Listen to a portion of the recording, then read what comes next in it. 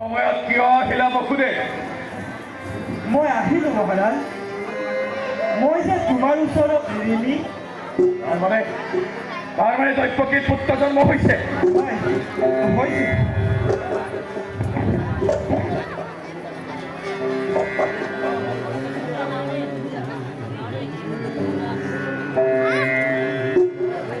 তুমি বৰ নিষ্ঠুৰ বসুদেৱ। মই বৰ নিষ্ঠুৰ।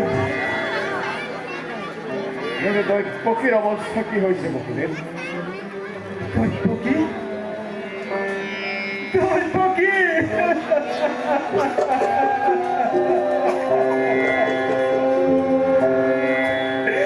সেই কথা নিৰুক্তি নকৰিবা মহাৰাজ।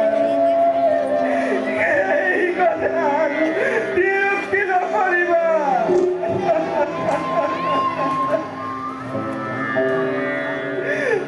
সত্যজাত সন্তান পুনাৰ পৰা দুৰ্যোধন বিশ্ব এই কৰোঁ মৰ্মভেদ